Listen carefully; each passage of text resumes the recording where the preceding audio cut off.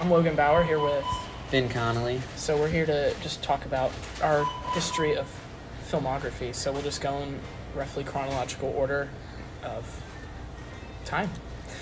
So I started in 2016 making short films on iMovie. I made like a bunch of them throughout all grade school. I got like my friends involved back then, family, that kind of deal, and it kind of was going great. Like every year it was like bigger and better. It was 2016, 2017 a little better. Like I actually have some from 2017 that I actually like remember fondly and I actually like some of them. 2018 was kind of an off year, but 2019 I made like a lot of stuff that was actually kind of pretty cool. But then 2020 it kind of like fizzled out, kind of with COVID, but also like I was pretty limited with who I could get into films. So 2020 kind of fizzled out there, and pretty much nothing. 2021 I started St. X in the fall. That was my freshman year. Pretty much nothing that full year, barring like occasional like dumb projects. So like Shakesfeld was my honors English 1 final project. That was with Chuck Mack. It was great, but like the best part of it was the end credit scene with Grayson and Max, which Shylock and Antonio respectively, and it was just like a dumb scene at the end. That was the best part. So then go to my sophomore year, I took regular multimedia film, and in that class you make 4 movies. One of them was, it has to be like 2 minutes. I went over that by like 30 seconds, I'm pretty sure. The second one was like you had to play a specific song in the background. The third one was just plot twist. And then the fourth one was pretty much do anything you want. So I was working with James Oglethorpe on all 4 of those because we just sat next to each other. We knew each other from the previous year. But that was really where we got to know each other a lot more because we were kind of forced to hang out outside of school. So that was great. And, did Calvary at the Courtyard and the Breadwinner were like the big 2 that kind of stuck. Calvary at the Courtyard mostly just because like seeing my friends in there. Like that's pretty much like all of us. And to look back at that, I mean, it was a couple years ago now. We look all young and joyful and youthful back then. But the Breadwinner was definitely like the biggest one because we had the most creative freedom. Not really like a time limit or anything. And so like that one just went well. I think I wrote that in a night, just like in the living room, in the dark, just typing away, and I did it. I think I had to have it due like some point next week, and I was like, I did it. And I texted James, and he was like, why? So that was like the beginning point. But even then, like Mr. Ryan, like he gave us 100% on that one, like no points off, even though we used copyrighted music when he told us not to. We're like, we got to. But then he was like, Logan, you should take advanced. I was like, okay. But I ended up saving that for my senior year. But pretty much time just flies by. I just don't make anything because I don't have a class to make it for until the next year. I do the Teen Film Challenge. Mr. Ryan suggests I do it. And so I just do the challenge. Made a difficult game, and it was like subpar. That was going into my junior year, which you are. Yes. Which was something I wanted to talk about. You have a lot under your belt right now, and you're at the point, like compared to me, you just dropped a difficult game. You haven't made Philadelphia. You haven't, no Devious Crimes. None of this stuff I've just made. Like you're ahead. You're ahead of the curve. That's what I'm getting at. So a difficult game. I mean, it's not my greatest work, but we want to do the challenge again. We kind of fell into the traps of the challenge, which whatever. Let's see. After that was a long gap again. I thought it would be another like year until I made something, but I was just like out and about with a bunch of people, and we just made This Is Cinema, which was just kind of nothing. It was not really about anything. We just had fun making it, which was like the point. And so that was April of 2024, which that was when you came into the picture. That was like the first thing I had seen of your thing, This Is Cinema, because I know Joseph Ritter, and I think he mentioned it. And that was when I started the Instagram. It was right before that one came out. So I think that's probably why. I was trying to remember. And and Gabrielle Plummer, like we were all in JCS, and I think it came up at some point in there. And I watched, and I was like, oh yeah, this is dumb. But it looks like, it looks pretty fun. And I think that kind of was probably the jumping point. It was like, oh, and then kind of seeing the back catalog of stuff. it was kind of like, yeah. And then, when Mrs. Hiley's Honors English 1 final project comes along, I was like, let's try doing this. Yeah. Because I had made... What's interesting is, like you say, you're like fizzled out during the pandemic. That's kind of when I started. My brother and I have a collection of stuffed porgs from Star Wars, and we would make little videos of us pupping them around and doing stupid stuff. And this was made on like an old iPad, an iMovie, some of which are lost to time. Right, that's where you get your start. Lost to time. And I was like, I enjoyed doing this, but there was kind of I hadn't really found my like creative spark of like writing or my brother was always the camera guy, stuff like that. So I think doing Antonio Bueller's Day Off, obviously based off Ferris Bueller, was kind of like, okay, I really like enjoy doing this. This might want to be something that I expand upon. Now, was your brother, how good were his camera skills? Well, Not he good? he was probably 9 when we first started making them, and I think is this older or younger? Younger. Okay. So I think what we really did was we took all of the stuffed animals that we would want in this thing, and he just hit play on the iPad, and I would. It really felt more like you're just recording us playing. Okay. But we made some interesting stuff. Yeah, that's fair. But I think that's kind of the spark that started it all. Yeah, that's fair. My sister would also be like the camera person usually, but I always remember getting like really fed up because she just wasn't. I mean, I started in 2016. I was 9, so she's 2 years younger, so she's probably 7 at that point. Operating camera equipment, not gonna be the best, but it still worked. And I will say over the years, and I've noticed this, and it's kind of like a tangent, but like, just like how I shoot things just like comes naturally. Like I just know how each shot should go, and I can see that with Karis now. That's my sister. I can see that with her now. I can see that in like James even too. Oh, right. After, the multimedia film and all the other ones we did, like they just like know how to record things. Like we all have like the same like wavelength with that. When even like other people I work with a lot just don't have that. If I'm like, okay, you need to record this, and it's kind of jarring to go with that. I remember recording some scenes with Breadwinner 2, like the opening, the first scene we did, not the opening. Ollie was recording that, and it was just like you could tell. Nothing wrong with Ollie. I love Ollie, great guy. But it was just like, okay, I'm just gonna hold the camera versus doing a little more with it. So you can see that. I can even tell that just from looking at, Antonio Bueller in the first Tropical Jones compared to Potential Problem and the second Tropical. Absolutely. It's just like absolutely kind of what I figured out how to cut between people and stuff like that. Yeah. So I guess continue if you're good with. So what came next? With the Tropical Jones 1 came out in the summer of 24, right? It was the fall. We shot it over the summer. It came out on September 1st, I believe. I think that's right. So that would mean that Lovable Losers and, Love Letter to You. I mean, I remember you were a fan of that one, but that was like a school project that I kind of retroactively made a film, just because it kind of fits the bill. And I was like moving stuff around on the website. It's not like my best work, but I like the ending shot where it's like the door. I did like some of the shots, and I thought there were some good shots. The shots were good, but it was a school project first, and you can tell.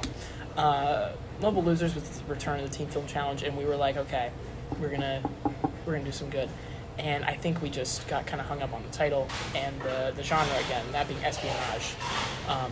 Last year was espionage. Yeah. Surprised you guys didn't re-roll. Well, I'll get there. But I mean, it was fine, and we were happy with the idea, but I just think the execution was a little flat. Like, overall, it was just kind of flat. Like, it didn't really seem like people were super into it, even when making it. Like, you could tell, like, in the special delivery, Eric would sometimes deliver a line, and I would say, "Your heart's not in it," and he'd be like, "Yeah." And it kind of felt like that most of Lovable Losers, which was kind of sad, but this time most of our heart was in it for everything going forward. And after Lovable Losers, I would say that was when like the golden age began for me at least. But Tropical Jones. That's the big one, isn't it? Well, that the origin of that is all the people we do community theater over the summer and during the school year sometimes, and we have these Saturday morning rehearsals, and we're doing the Three Musketeers, and Trevor and I've been kind of like okay, I kind of want to write something. My brother and I, after I don't remember when it was. I think it was we decided we wanted to try and write like a play. Okay. And we started writing it, but this was when I was, still a freshman. He's in 7th grade. We're not, writers yet. We're trying to embark on let's write a whole play. Okay. 2 acts, hundreds of pages. Right. And we got decently far, and then it just kind of fizzled out. Now, was that Tropical Jones or something else? That was something else. That was something else that will be, who knows if it'll ever come back. Right. But then Tropical Jones, I think Trevor and I were just kind of shooting the shot, and it kind of came up, and we're like, that'd be funny. And then it kind of like, hold on, kind of more characters got brought up, and then I kind of went home and started writing. And it's going back on it. It's definitely reminiscent of this is the first time this guy is writing something. Right. Antonio Bueller is literally, I would just pull up Ferris Bueller and I would just reskin the lines from that scene. That's not. Yeah. See, I did the opposite for Shakesfeld. I took the Shakespeare dialogue and just like made it into like jokes. The actual content of that is not very good if you've ever seen it. It's not. Yeah. But that was and it was like, all right, let's try and get this made. So we, kind of reached out to people. We kind of figured out what we wanted to do. I've been performing at this theater that we filmed it at since I was 7 or 8, and they were, so graciously let us kind of take over the building and right. I noticed all their stuff for a day, a couple of days, and so it was. That one was more, and people were kind of telling me that as we were making the second one. I was like, it was a lot of, we're just hanging out and having fun, and kind of making this thing. But there was definitely a lot of going back and I was like, I would have done so much different.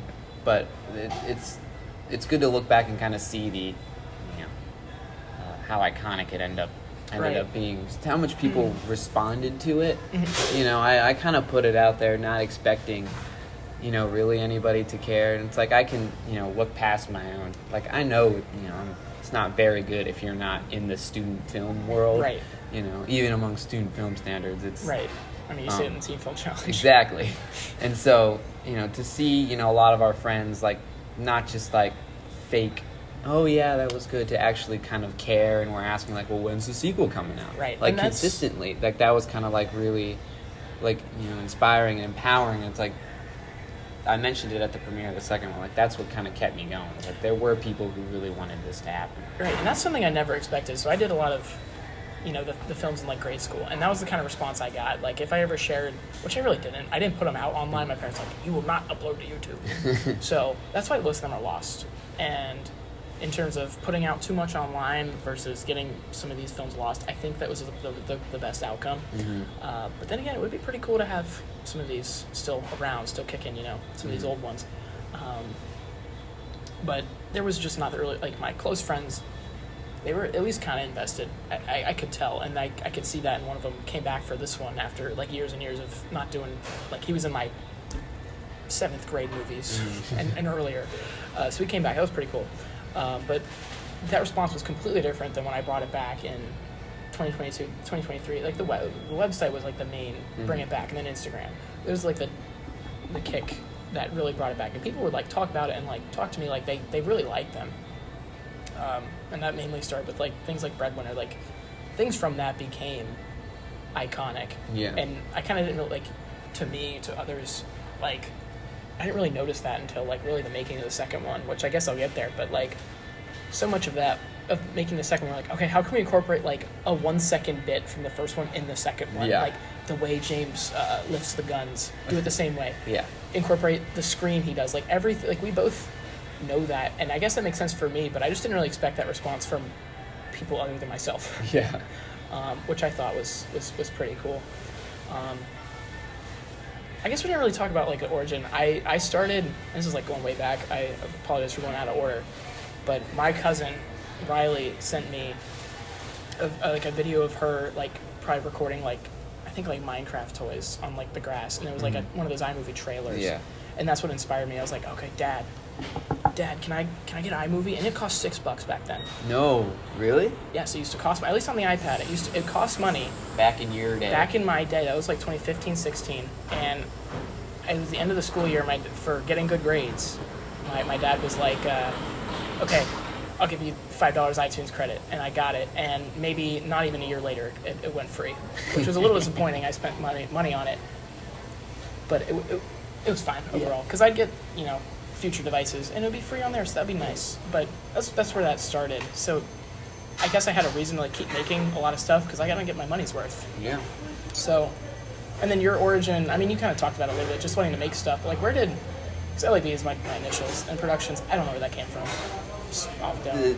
The Triple L Productions there was a username that I used on some sites. It was Leaf Linus Link, and two of them were characters that I played that meant a lot to me on stage and stuff. And then the last one, I was like, well, all good things come in threes. And I think while I was making that username, that was probably right after Tears of the Kingdom came out, and I was like, I'm gonna throw Link in there. Okay. And then I think when I was like, what am I gonna call my thing? I was like, I don't want to do FMC Productions or something like that. And I was like, I'm gonna try something else, and I just threw that out there, tried it out, and it stuck. Mm-hmm. That's kind of it about the name. I've kind of been a little coy about it. And I was like, trade secret. And I was just kind of waiting to see if anybody would figure it out. I assumed that's what it was. Really? Because I remember you had that on Instagram, and then you kind of just migrated your personal to be the Triple L one. Yeah, I ended up deleting the personal one. I know, you pulled a Jack Davis. Yeah. Because now his name is the Blueprint account. Really? Yes. Did not know that. He used to have one. I don't know if you followed it, but he would post pictures and edit LeBron into them every day. And I loved seeing that, and I was really sad when it got deleted. But now he's his main is an account that I made, an account that he won't have access to in a year. I hope. We'll see. But yeah, then I think it was a couple weeks ago. One of my friends brought it up to me. Like, is this what this means? And I was like, I've been waiting so long to see if anybody would ever figure it out. I've figured that for a while. Yeah. I figured that could also be another thing that no one mentioned it. But people would ask, what is it? Like, trade secret. See, I feel like mine is like a lot more obvious. Yeah. Because you got L and B. But even then, like, James, I worked with him on a bunch of things. And it just came up once. He was like, I thought that you just like came up with that. That's really disappointing. He's like upset. I was like, he just thought it was just like out of nowhere. I think if you kind of look at it and you don't put two and two together, it can be like lab production. Right. It's got something to do with like science, scientifics, or something, whatever. Right. You're cooking up the latest ideas. But like the dots. Oh, that's the dots. That's kind of a giveaway. I feel like, I don't know, but it works. I kind of stuck with it. I didn't think that would stick around. It feels a little juvenile, but at this point, it's classic. Yeah. You gotta keep it. Yeah. But I guess after Tropical Jones, if you're done with. Yeah, I've definitely. It's looking back on it, and if like I'm gonna rank my filmography, I'm a ranker. I put it near the quality wise. It's like it's iconic for what it was. Absolutely. It launched. Forever I will be in its debt. But I'm like it's aged poorly. I haven't seen it in a little while. I think I've watched it once after like I went to the in-person premiere. I think I've seen it once since then, but not recently. But I remember it was good, but just like the second one definitely trumps it. Miles. Which is something I don't know if I would say about Breadwinner 2, but we'll get there. Yes, we'll get there. Stay tuned, listeners, after this ad break. Stuck in a Philadelphia. Because Devil Tractor was after that, I assume. Yeah. Okay. And I don't know how much you want to talk about that, but I will touch on it. Philadelphia was an adaptation of The Philadelphia, just like a written work, which it was very funny. We read that in creative writing class, if you had Mr. Reiser, which, do you have him next year? I do have him next year. So I don't know if you'll touch on that in English 3. He might bring it up for old time's sake. He might. He'll probably play it for you because apparently he's played it in my video in multiple classes. Same with the Love Letter to You. He's a very big fan. But anyway, we read that in creative writing class, and it was probably the highlight, like in terms of like the curriculum, which is says a lot about the course. But I think it was just like primed to adapt something. I've never done that before. Not in a while. We had to make like a book project in 4th grade. That does not count. Just take that script and run with it. That was probably the inspiration for Special Delivery, was snappy dialogue. I love snappy dialogue. Mm-hmm. I hadn't really worked with it much before, but I was a very big fan of how that kind of turned out. Even though the script wasn't mine, I mean, everything else that came with it, like the deliveries by especially Eric and Kenyon, I think they really sell that. And that was using Skyline, with nobody in there. I kind of like felt like a step up from what I'd been doing before. Like that was kind of big, like using an actual place that I had access to. It was pretty cool. And I just think it turned out well. Like the editing, it was very quick cuts, but I think that's what it deserved. Same because it was a play adaptation. And the poster, I don't know if you know the poster. It is just orange. It is just orange. And it has the logo. And I love that poster. I remember because you posted, like, here are the next 2 upcoming L.A.B. productions. And it was Stuck in Philadelphia and then Devious Crimes. And Devious Crimes was, like, big logo, like the Washington Monument in the background. Like, that was kind of a big... That was like and then next to it's just orange and the logo. And Devious Crimes, I changed that poster to actually have the characters on it. Yeah. But Stuck in Philadelphia, I was just like, I think this fits. Yeah. And I just love how simple it is. I think that works. And not even intentional, but that was like right at the start of the football season. And so they had Bengals colors, which were red, white, or excuse me, not white, orange, white, and black. Excuse me, I'm in American mode. Orange, white, and black. And in the background. And everything kind of had like an orange hue. Anyway, and I think they just fit really well. We'll get to America in a second, but you have... So more context you need. I guess. My cousins and I go up to our relative. They have some farmland up, and it's kind of like our, family's getaway. And I'm kind of coming off my cousins kind of had one of my cousins in particular, who's kind of the artist of the family. She was really like, can we kind of make something? Yeah. And I was like, you know what? And I'm very like, I want to try out all the genres. Yeah. And I'm like, well, it's Halloween. Let's see if we can do a little cheesy little horror movie. And so she and I kind of came up with the story and how it would work. And we're at this farmhouse. We have power tools everywhere. So and we just we made it in the day. That's kind of the one that I've actually used lighting to my advantage. That's good. Like, you can tell that we filmed this in chronological order in one day because the sun's just going down, and by the end of it, like, you can't see anything. Right. It's definitely, you can tell, like, I just made it with my cousins on a thing. But it's like, I'm proud of that one. I think I was able to do some. I think even that's a step up from Tropical Jones and like the cameras and stuff I did. And I ended up being pretty proud with that one. That's good. For what it was. No, I've had my fair share of cousins movies. I have a movie called Cousins Unite, and it was just me and my cousins just uniting, I guess. Yeah. So after that, if that's all you have to say. That's all I have to say. Devious Crimes. That was a big one. That was like the biggest scope I still think I've done. Because we went to Washington D.C. We filmed stuff beforehand and afterwards. Yeah. Like we filmed stuff in Ohio, and then we did the whole DC thing, and then we filmed stuff afterwards. I mean, that was just a lot. There was a lot there. I remember being so excited that you had to remind me that we were on IFTJ first. Right. And I was just excited to be a part of it. Right. Well, that was. At this point, you're still making all my logos for me and stuff. So it's kind of like I get to go play with the big boys, kind of thing. And I enjoyed the character you picked out for me, and I get real As the great Robert Downey Jr. says, I don't break character until the DVD comes. There you go. Of course, I enjoyed that. I think just you didn't want to. We were on the trip first for IFTJ first, and I wanted to make sure of that because very quickly people can get upset if you're filming too much and not like you kind of lose battery as I'm filming. I do. And I can like feel myself getting drained. I didn't want to drain anybody like on the trip itself. So ideally we would have filmed more and had more content for actual DC because there's honestly like not much of that movie is content wise in DC.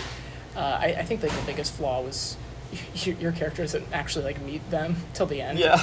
Which I feel like that's like an implied thing, I guess. Yeah, I guess so. But I mean, in a perfect world, it would be a little beefier. But as it stands, I think it's fine. I think it's good. It was a good time. It was fun to wear that costume. I was kind of mad when this one Secret Service guy was like, "You can't film in the White House." I still did. I don't know if I still put clips of it in the movie. I don't know if that'll put me on a list at some point, but I still did. It was. I'm walking around like a crazy person the entire time with those sunglasses and stuff. Yeah.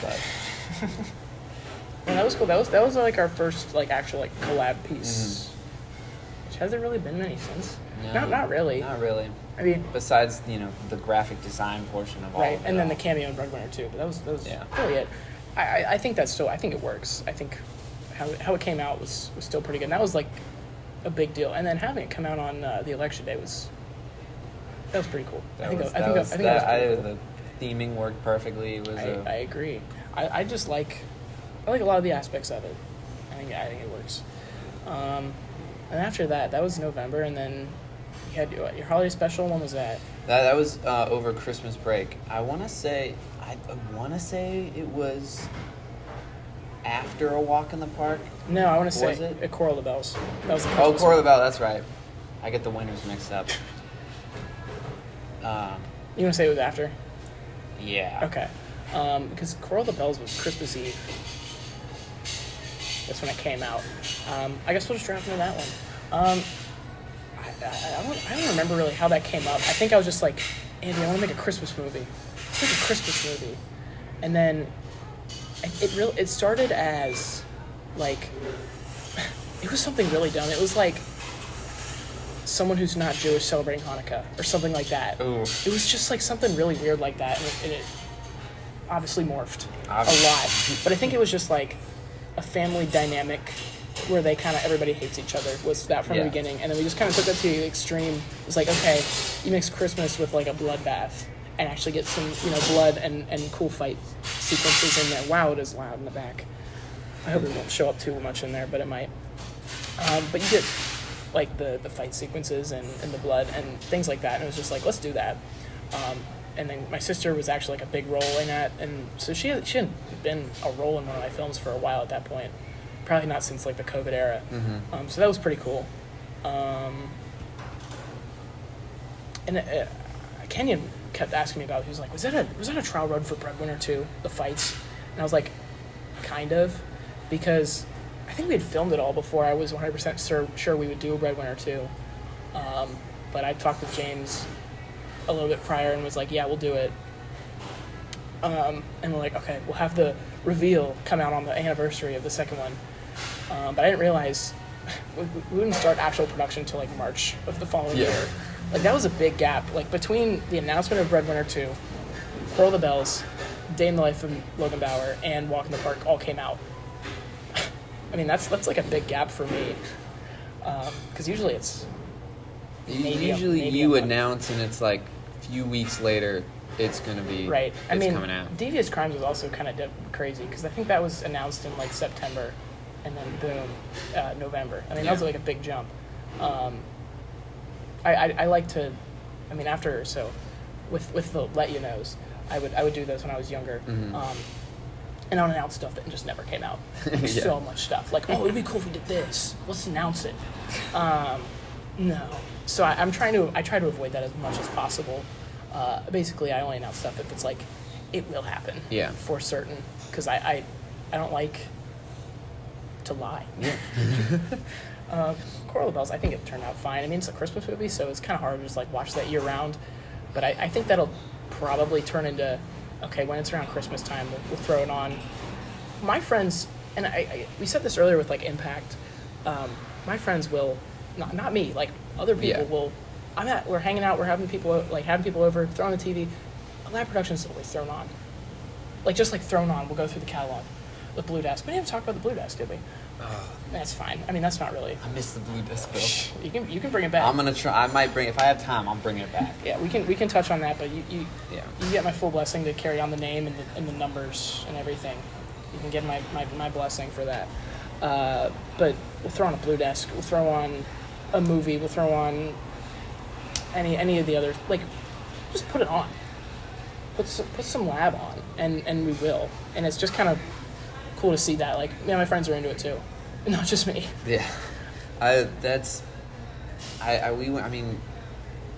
don't say it happens to me as much, but it's things happen where people are over. I think I was at my birthday party this previous. Some people were asked, can we throw on Tropical Jones International? At this point, I'm like, no, please no, anything like that. Yeah. Which I don't know if you feel the same way about some of these things. We'll get there. I was like, no, but it's nice to feel appreciated. There's another kind of Impact thing that's more recent that I can touch on when I get to that project. Okay, perfect. Well, I was just gonna say, like, you build up enough, because I mean, you only have like a handful of things like on that channel. Oh yeah. I got a lot, so it's like you can flip through a lot and not get through it all. There's like a lot on there where, now not everything I'm gonna be sick of, but it'd be like you have a lot of variety of what you can put on, and it's so cool how I've been able to archive my old works and put them back on there. And like that whole back catalog, like you make something, you have it, like a difficult game, not the greatest, but it is there. It will forever be available as something I made and can sit back and enjoy it. I don't have to make it again. You know what I mean? Yeah. Like, I don't know. It's not like any other really kind of hobby, I guess, where it's like baking. You make your cookies and you eat them and they're gone. Yep. Which we can get to talk about the cookies. But you gotta make them again. You don't. You can keep this. You can with the movies. You have your cake and eat it too. Yeah. You make it and it's fun, and then you can watch it. It's fun, and you have it to watch whenever you want, and that's so cool. And that catalog will only keep growing and growing. We're very off topic from Quarrel of the Bells. Yes. Not really much else to say there. Good Christmas flick. Don't really want to watch it outside of Christmas time.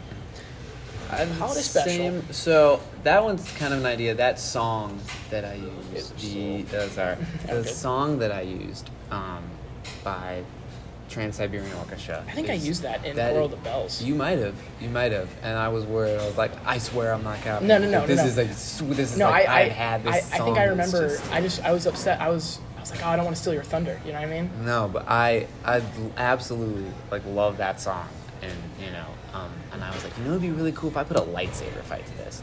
And so I was like, I called up Jack Murray and Brooks Wilmarth, and I was like, you guys want to make this? It's going to be really, really cold. It was cold that winter break. So we went out to the St. X Nature Trail and did it. Looking back, I definitely was kind of looking through my rose-colored glasses when I was watching that in premiere. I kind of looked back on it. I was like, I could have done that a little better. I thought you were talking like when you look back, you're like, the time was great, but the movie necessarily wasn't. I feel like that way about a lot of my things. That's kind of how I feel about it. More of like I had a really fun time doing it. I had a really fun time editing it, putting it together. Just because this was kind of like it would be really cool to see a lightsaber fight set to this. And then I was like, you know what? Now I make films. I'm gonna go do that. Yeah. And that one like way down the road. It's like I might revisit that.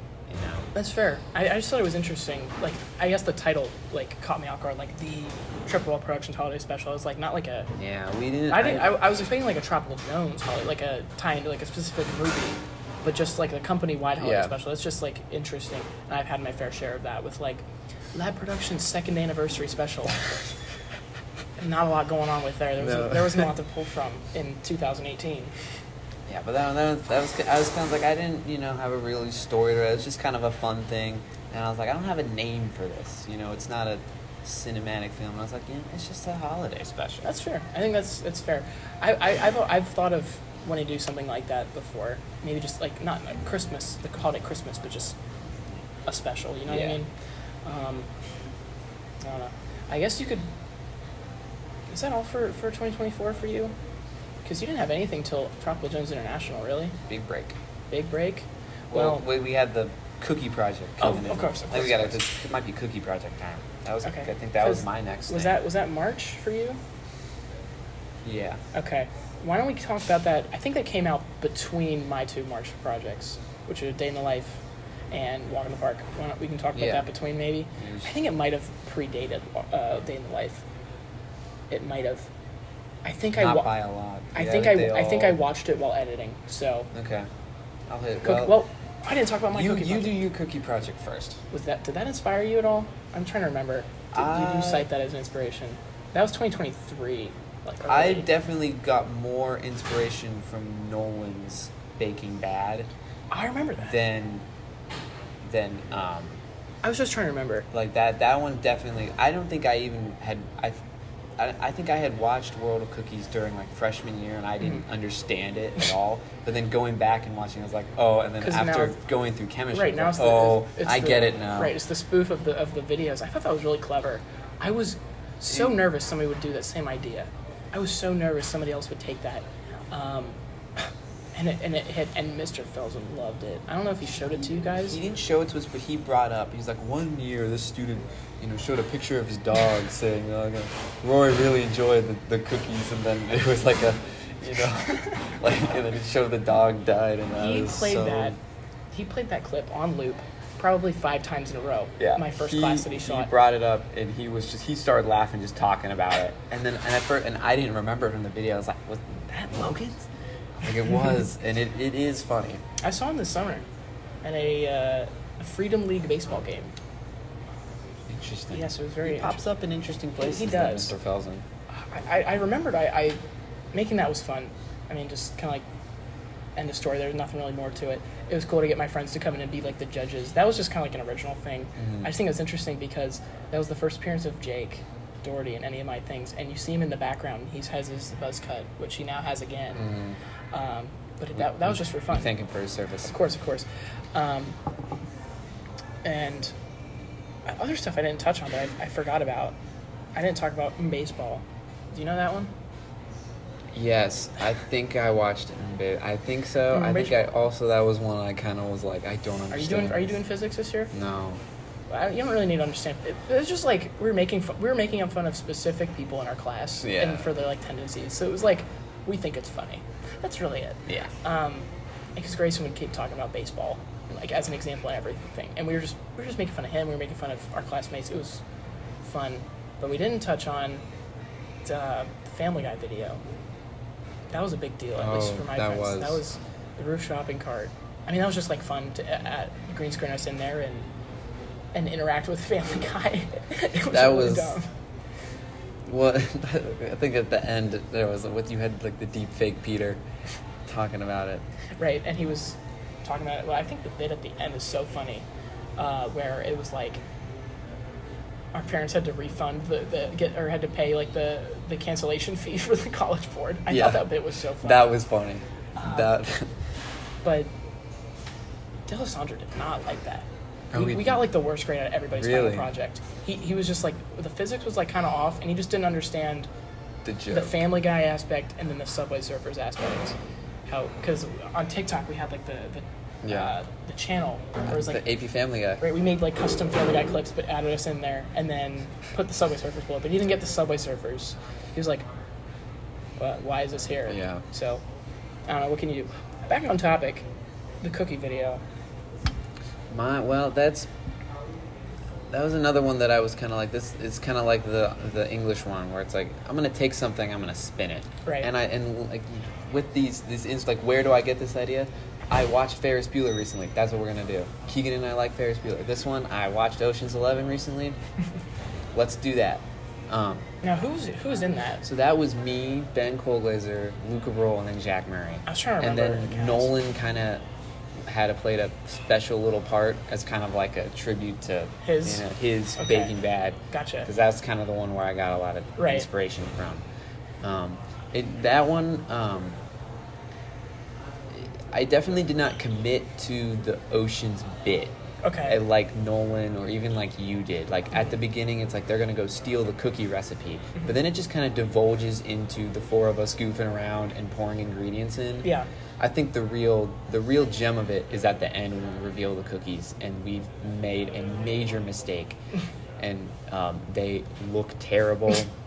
Yeah, mine did not look very good. We figured it out that we had to like triple our recipe because you got to make some for all the class. Right. And all four of us were in different bells, so we had to make a ton of cookies.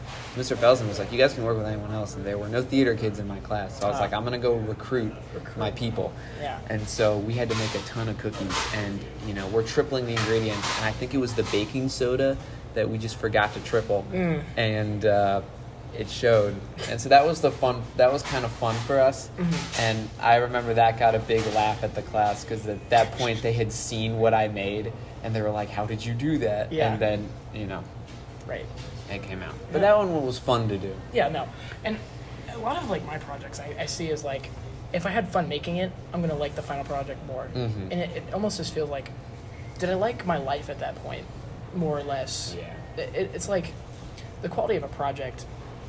I feel like I'm very biased when I'm looking at my own things because I'm like, oh, this is like everybody else's favorite. And I'm like, I don't really like that one. And we'll get there. We'll get there. I thought I had something else I wanted to say. I think it was a thing that I remember. Oh, making your logo. I remember because you mentioned triple the recipe, so the triple L.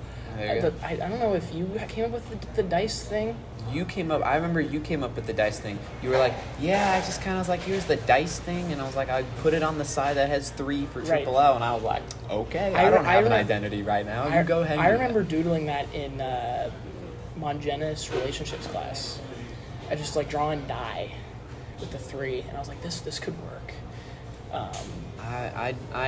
I really like my logo. I'm glad you like it. I'm hoping if you do like a like an intro, like when you think of like the Disney castle or like whatever. I had one at one point, but like I just don't like to use it. If you ever do something like that, it was like you got a lot to work with if you want to make a with die. That die. And you got a lot you could work with. One of these days I'm gonna figure out how to do it.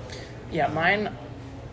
At one point, live production was like very like space themed, but now it's kind of out there. The only thing real like reminiscent of that is like sometimes there's stars. That's really it. So I just kind of lost that, but I think the logo is solid, and I just like it. You can like put it anywhere, change the colors, and just it works. That's what I've been doing recently when I'm taking inspiration from you when you change your logo. Kind of when the new movie comes out, I've been kind of switching up the logo, and that's been fun to kind of play with that. It's fun to play with that. Absolutely, I like doing like the special profile pictures and that sort of deal. I think that's a lot of fun to do. All right, so a day in the life. That was a day in the life of Logan Bauer. That was I think that was a semester project for broadcast journalism. Yeah, it was, and that was like built up. So I already knew I wanted to like I want to go all out with this. It was just, what does a day in your life look like? And I'm like, okay, Miss Schulte, these are like maybe 5 minutes max. And then she was like, I was like, what if it's not? And she was like, well, if it's interesting, because she talked about Matthew Gress. I don't know if you know him too well, but his was like 8 minutes of just recording in the cafeteria. And she was like, I have to make a time limit after that one. So I was like, okay, mine will be interesting. And that was my goal. Make it look normal at first until the JB Buxom shit started showing up. Yeah. And then as soon as he's disposed of, go back to normal. Yep. That was my goal. And I think it worked well. It's a classic, like, classic gag of like normal, crazy normal, but executed well. I think it kind of stemmed from our idea, and this started in like 2024, of a blueprint biopic, where it was the story of myself, Grayson, and Jake becoming editors-in-chief, being played by other people. I think Eric was going to play. Now this is all like just us making up things. Like Eric would play Grayson, and Kenyon would play me. I don't know who would play Jake, but that's pretty funny. And they would end up co-starring together and work pretty well. But the idea was a blueprint biopic where everyone would be playing someone else. And I remember Daniel was very particular. He was like, I'm going to play Mr. Cahill. So this would have been like a very long, like, this would have taken a lot of time if that came to be, and it was never going to. But it was pretty funny. Like, we had like a cast list written down somewhere. It was just like, I think we wrote that during like an Emmaus retreat thing, like when we were preparing for it. And that would have been your Emmaus retreat. When we were preparing for your Emmaus retreat, we were writing down the blueprint biopic. Who would play who, and it was a lot of like I'll play someone else. Like I would be in the movie. I wouldn't be playing myself. I would be playing. I might have played. I think Kenny and I might have swapped or something like that. But and that kind of came to be with this, and then if you've seen the Follow the Blueprint, which of course, yeah, so it's a classic. But I think it's worked well in taking like the JB Wuxen thing as far as it goes. Of course, I talked to JB, of course, and I was able to use his likeness. Though he forgot, I said he forgot he told me yes until like the day before, and he still maintains that I never asked him until the day before. Though I did. Whatever. That JB Wuxen. Yeah, that JB Wuxen fella. But I think it turned out great. I thought it was fun to have Ryan depict him with the only wig we had access to, my sister's from when she was Elsa in like 2013, which was before L.A.B production. How old was she? 5 years old, 6 years old? Yeah. I remember you. The poster of that is like all these drawings of you. I remember you texted me and you're like, "Can you send me a sketch of yourself?" Right. And I never did it. And then the poster came out. I think this might have been because we were like getting ready for Tech Week, and I slipped under the radar. Because I remember I seeing the poster and I was so pissed. I was like, "He asked me to do that," and I completely forgot. I've had that happen before where I've asked people, "Hey, you want to do this?" and they tell me later, like, "I wish I did the same with Breadwinner 2 cameos." I had a couple people that weren't able to, and they were so upset when I never. They said I'd follow up, and then they never did. It happened with a couple people, but usually, I'll put this lightly, they learn their lesson. How about that? They usually end up coming back. They're like, I gotta come back for the next one, and they do, and it's great. That happened with Special Delivery. But the poster, yeah, I remember because people were drawing me on the whiteboards in the Blueprint office. No, in the black box. There were photos there were people drawing me to a very accurate degree to when Mr.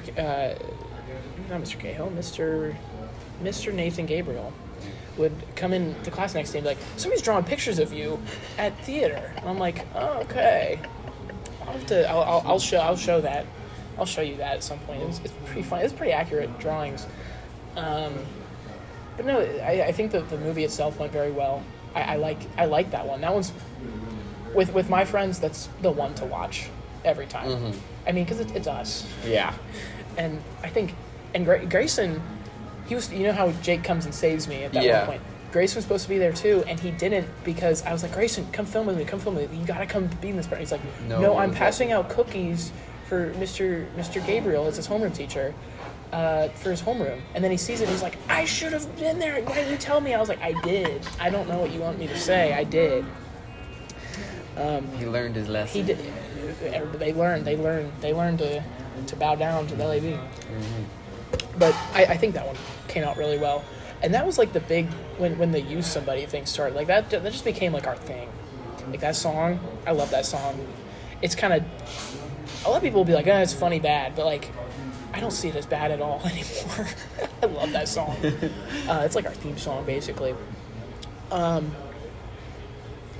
after that, it was a quick turnaround because that was that semester. The semester that was that final project. I also had Walk in the Park due the end of semester. Both of those right back to back. Walk in the Park. That was a big deal. So that was advanced multimedia and film where I could just make something and do it a class. So your senior year, if you can talk to Mr. Ryan. I mean, you're in a similar spot compared to where I am. You did the Teen Film Challenge and everything. Like, I think you talk to him and basically it's a bell where you can just work on your movies. Yeah. And it's so different than taking a second free bell because you're going to actually work on your projects. And I love the class, but I was just kind of upset. I only made 2 things. My goal was to make at least 3. I did that in Breadwinner 2, which were 2 pretty big ones. Breadwinner was a lot, but Walk in the Park, that was just like finding time to film that was forever, and Mr. Ryan just kept having me workshop that script to where it was initially supposed to be like there was like a death between 2 people. There was always a death between 2 mutual friends, except the original draft was the 2 friends were both like psychotic and they both thought they did it, and if like and they didn't want the other person to find out. Whereas it kind of became the opposite. Yeah. Where they're so bubbly and friendly. Yeah. And like the goal of that was like Grayson had not had like a big role in mine, and I wanted him to play a villain. So he was not a villain in that one. He's never been a villain, I don't think. If we don't count his little gremlin. That's not villainous, but you can see the potential. If anything, I would say Lucius is the villain in that one. Yeah. But it came out very well, I think. I was really excited to use the aspect. I love aspect ratios changing. So to use the letterboxed, the 4x3 style, which I love that you did in yours. That was great. And I remember you had told me you were like, to achieve that, you like taped a piece of paper on your phone. Mm-hmm. That's what I had. I was like, I remember this is how Logan did it. And like, perfect. And yeah, because you want to make sure you don't mess up with the framing, but you don't want to cut people off or anything. So you put the paper there, and it works very well. And just like, I was like, I want it to be black and white and letterboxed. And then the big moment, the color comes in and the picture gets bigger. I was very happy with how that came out.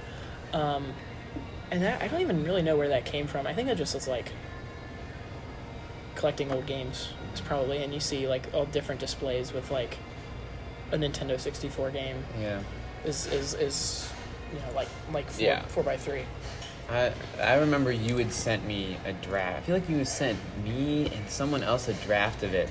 I think I sent it to you. I remember you because you asked me for it because you didn't make it to Young Writers that day. We got shown. Yeah, and I think I had suggested something about the ending, and then I was like, wow, like that was just something you went and changed. I was like, that was like dedication to the script. I didn't know there was like whole other rewrites and stuff. Well, we just didn't have time. Yeah. Honestly, we were going to include that because I wanted to show them become friends, but I think it was for the better. It was just so cold and people had places to be. We just ran out of time for all like the just talking about random things, which I think worked out. The movie was already like 12 minutes long, so I don't think we needed that. But that just is interesting that's in the script because that's a big piece of like just on the cutting room floor, just like gone. None of my other movies have like big chunks like that completely taken out. Like I'll say Special Delivery, that is like to the T, like that's all there. But no, I think Walk in the Park, I mean, the animation in it, right? I remember that. That's the big sticking point for most people. I think I think that was the part that kind of elevated it from like good to great. Was that in there? The the kind of the medium change. Well, I'll tell you, the way you use that. That was never planned. So we filmed all of like the outdoor stuff, and we're like, okay, we're out of time. We're gonna have to film this stuff because some of it takes place at night or in the morning or something. I think it was all at night, and we're like, okay, we're gonna have to go film this another time, whatever. And everybody's schedules, like this was like the show was ramping up. Yeah.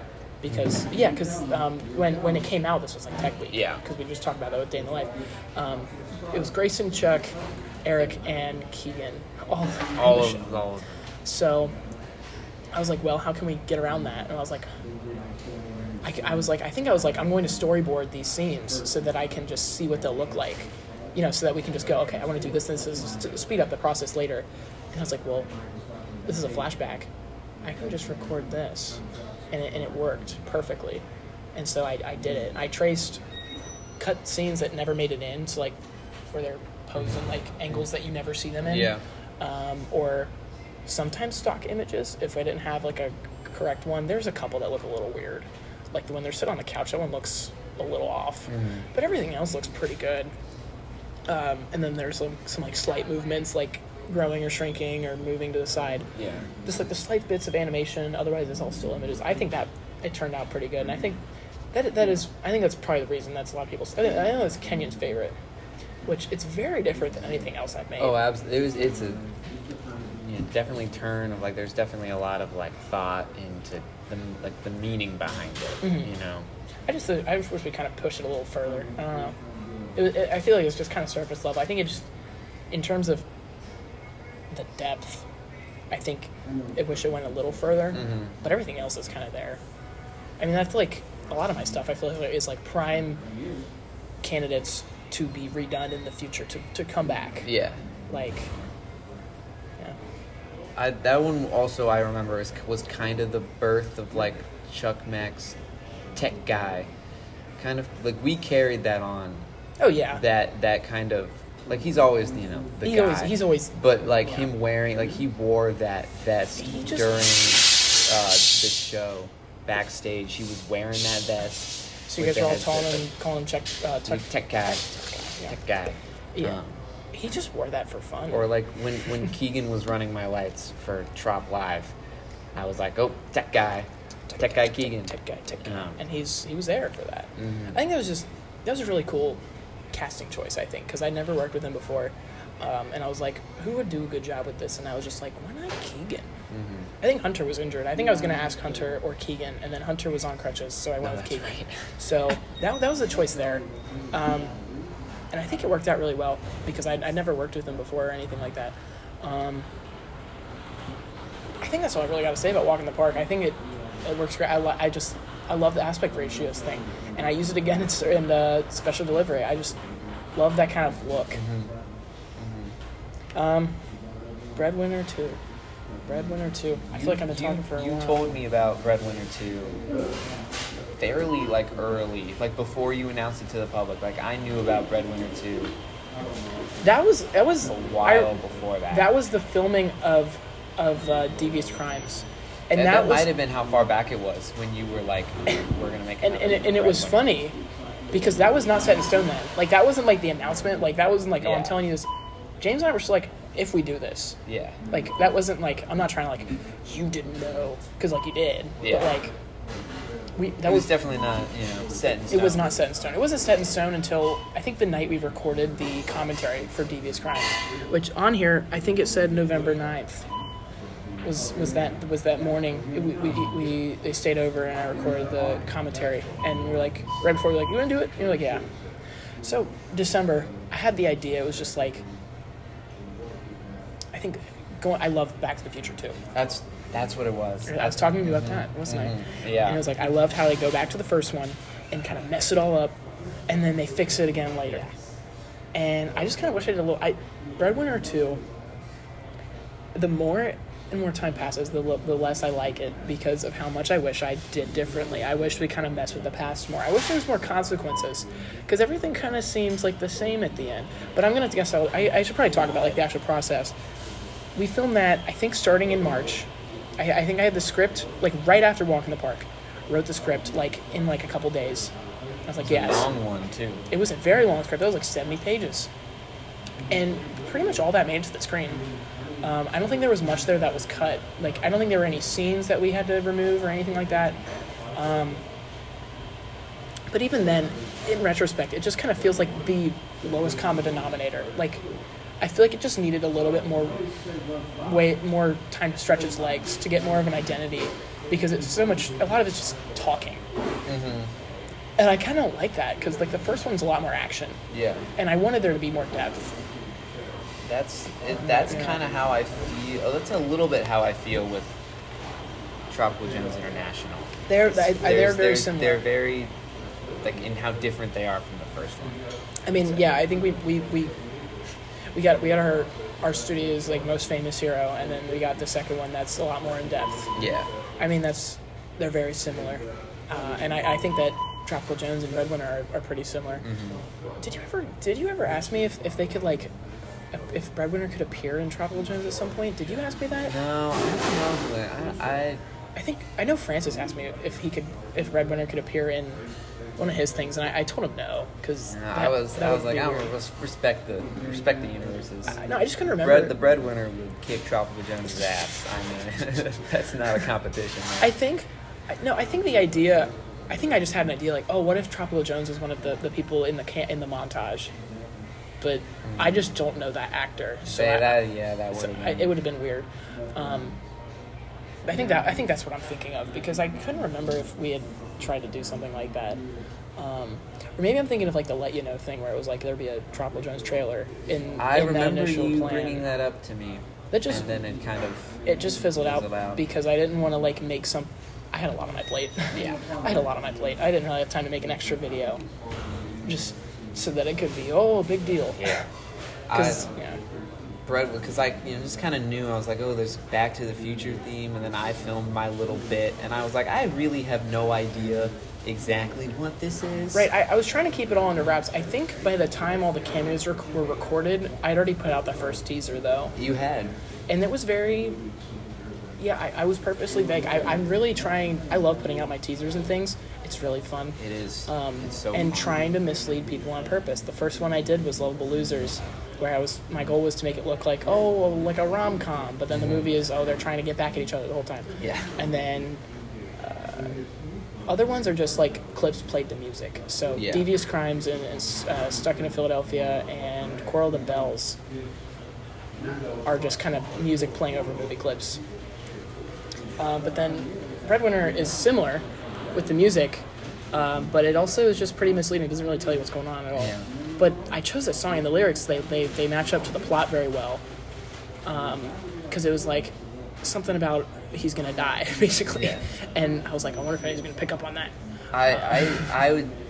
I saw it more as like, this is like the crescendo of your high school career. That was kind of that was I fell for the mask easily. That was the mask. You know, like even when like the day before you put out the like L.A.B productions like through the years thing, and you're coming out, like that was cool, and then having that kind of be the music choices. That was never supposed to come out, and it was because I was making a very big like all celebration of high school L.A.B productions with American Pie in the back, where like the lyrics would match up to the clips. Okay. So I remember like one was like, they mentioned Father, Son, Holy Ghost, and I was like, the Holy Ghost, that would be Keegan's character. Like, all the lyrics would match up. Yeah.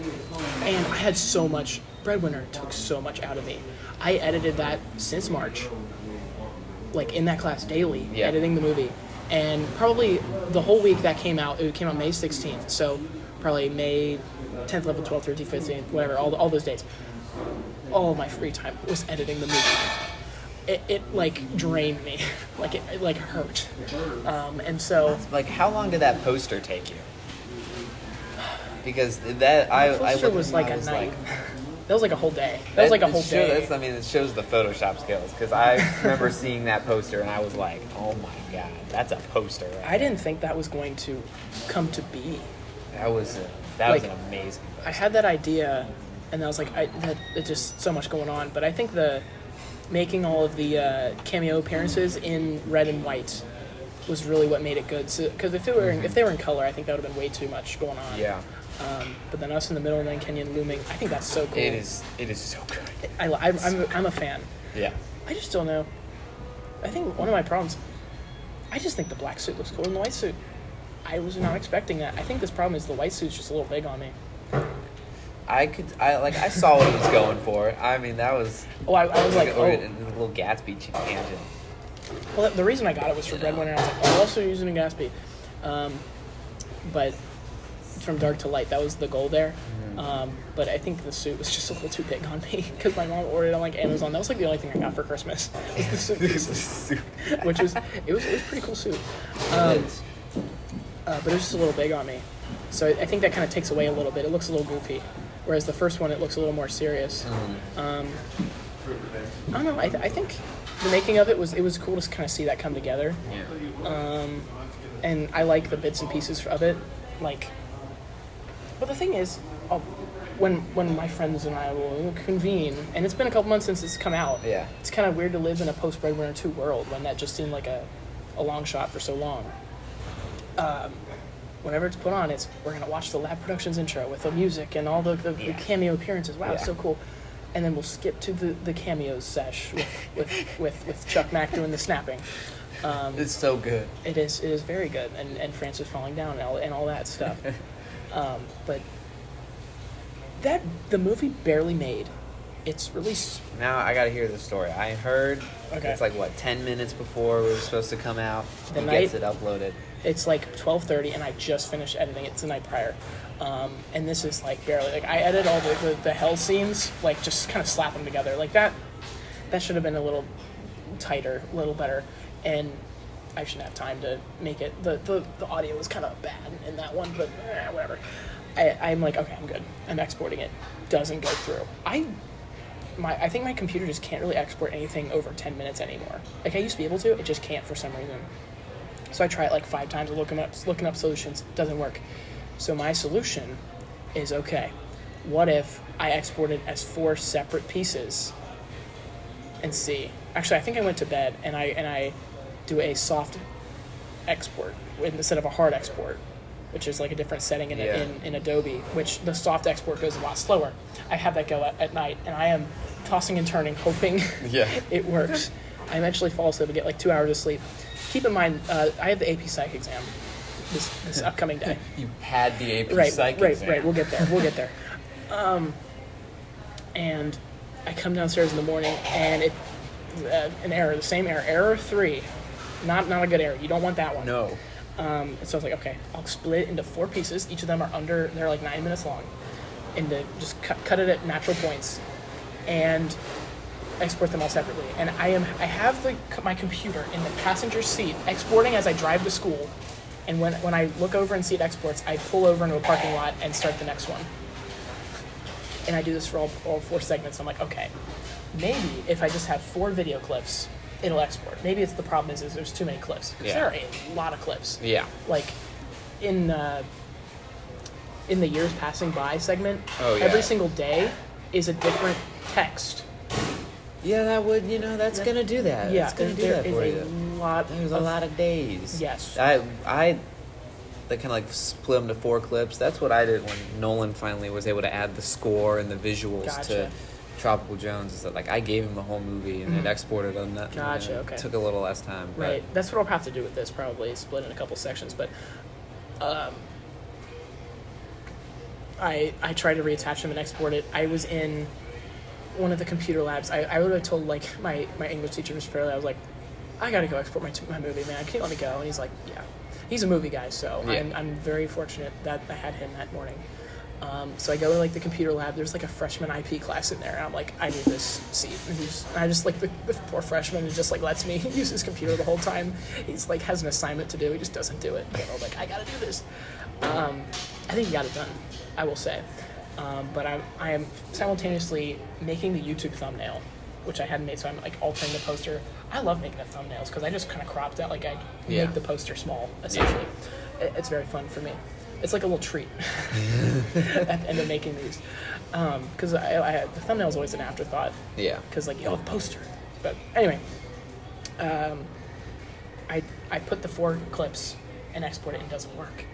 I'm like, so it's something with the link, and it doesn't work on the school computer either. That's weird. It is weird. So I think now I think it might be something to do with the it being on like the thumb drive, because that's what I put them all on thumb drives. Okay. That's where I store everything. Okay. Because I have like a Breadwinner drive. I have a drive for different, like the Teen Film Challenge drive, whatever.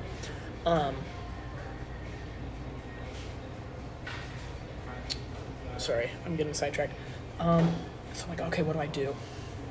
I'm like pretty stumped because it's maybe, I think we're reaching like 9 a.m. and this premiere is at 11. Mm-hmm. And so I got Mr. Zimmerman AP calculus class. Thankfully we're watching a movie. So I'm just in the back on my computer just editing. I moved to the back. I'm like, I hope he doesn't get mad at me. And so I'm trying to come up with things to do. Okay, I was like, well, what do I have a different video editor? And thankfully, in my youth, before I learned Premiere, I was a CapCut demon. I was thinking that was coming. CapCut demon. CapCut. Not just on my phone, but also on my computer, because I made a very long video on there once that I had to send to my computer because my phone ran out of storage. This is my iPhone 8, ran out of storage. And so I stitched the 4 together, and CapCut works. So that's like that'll just be my solution, is to throw everything in CapCut, and it looks fine. It doesn't look bad. I had not known the story. I would not have been able to know this. I just export it in 1080, and that works for that. There you go. So that does go smoothly, thankfully. And so I upload it to YouTube. Perfect. And so it's probably, I think it finishes uploading to YouTube during my last bell before. So this is A-Bell, AP Psych. We have the exam coming up, and Miss Sullivan is just like, you guys got the exam after lunch or something? Or it was like, halfway through Flex, and then she's like, just do whatever you want. So I'm like, okay, thank you. Thank God. Thank you. And I'm exporting the movie, and it's probably like 10:30 by the time it's all taken care of. This premiere is at 11. 30 minutes to spare, and I am drained. So thankfully I didn't have to take the AP Psych exam that day. Thankfully. Because it failed. But I wish I got to see all of the premiere. It was I think the 2 questions at the end, first 2 questions, because I think James Oglethorpe took questions from us. Yes, he did. And I told him, I said, when they ask you, what about Breadwinner 3? I said, James, you're going to tell them, was this not enough for you? Mm-hmm. That's what I told him to say. That's the exact same mindset I have about Tropical Jones at this point. I think the 2 questions were, so does this mean Logan considers this school hell? And does Logan think his girlfriend is the devil? Does Logan need help? I think were the 2 questions. There you go. I just thought, I thought that was funny. Putting her as Satan, I just thought she'd be able to play that. I think that would be like a funny role for her to play. I was between her doing that just because it'd be kind of funny to have her play Satan. Yeah. Or I think Francis would have brought a lot to the role because he's previously in his own short films played Hitler. Yes, that's true. Yes, that's true. I think that's the reason Mrs. McLaughlin doesn't do that project anymore. Yeah. That was a pretty cool project though, and I like his video. But wow, that is really weird. Mm-hmm. Very Francis Chan. I wonder. In retrospect, I think having him as the devil would have made those scenes a little more interesting to watch because he would have gone off the rails. Mm-hmm. I don't know, but that's neither here nor there. I think Andy did a great job. Yeah. I think you get the angry look from her because she was getting upset with me during that filming process. So I think it works out very well. Ultimately, I think there's a lot I would change. I think it almost needed like a death, like a permanent death. Yeah. But there's not really a lot of characters in Breadwinner. That you got your 3. You got Breadwinner, you got Baker, and you got the boss. And the boss did die. But I don't know. Just didn't really feel like a big impact. I don't know. I think for what it is very good. It's a very good culminating piece, which is what I intended for it to be. 40 minutes. Long. I think if I just added in, like, I don't know, when the 2 Breadwinners are on the porch and he comes back and he's like stopping him from shooting himself, it's like, I think this other Breadwinner would have like tried to fight him at that point. Yeah. So it would have been interesting to see how you could have figured that out. That's the big leaks. If I ever revisit this, having a character played by the same guy fight each other would be interesting to try. That is, I don't have the facilities for that. Breadwinner 2. There's a lot I would change, but ultimately, that's my culminating piece. That's a good one, even if we just watch the 2 scenes with the songs. Those are the good scenes. Those are the good scenes. Very good scenes. So after Breadwinner 2 came Tropical Jones. Tropical Jones time. Tropical Jones took me a long time to make. Because I greatly overestimated or underestimated. I did something with estimating.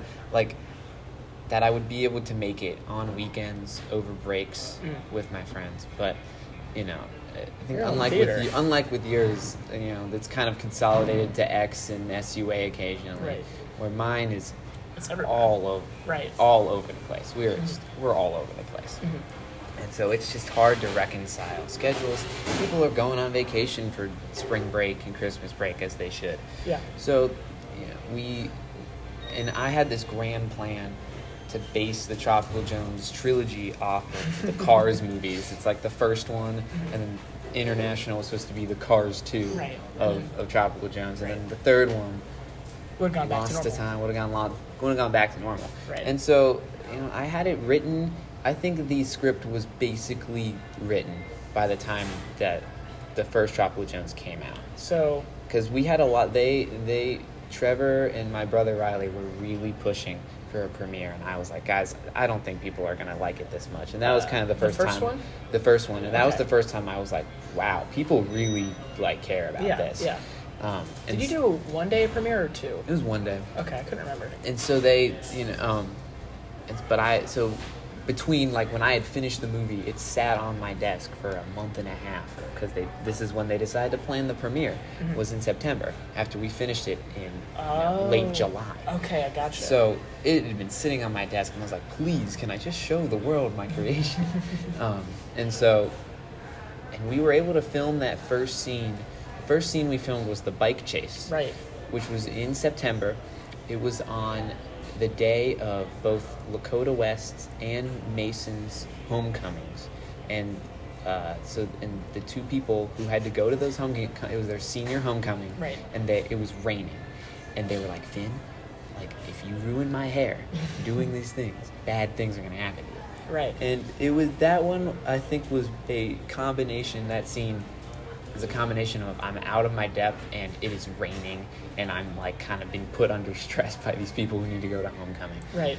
And I had gone out like the week before and like put GoPros on, tried to figure out different GoPro things. I ran the course myself. Okay, gotcha. Tried to figure out how I was gonna do this. Because it's a bike chase. It was a bike chase. Now was this before?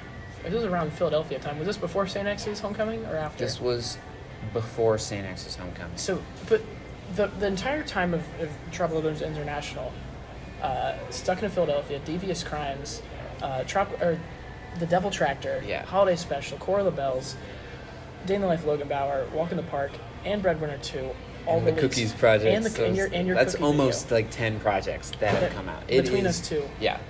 There was a long process. It was starting. There was, after that we didn't film anything, and I was getting to the point where the person who plays Lola Lopez is going to go to college. Right. And I'm like, if I want to make 3 movies, I don't know how I'm going to do this.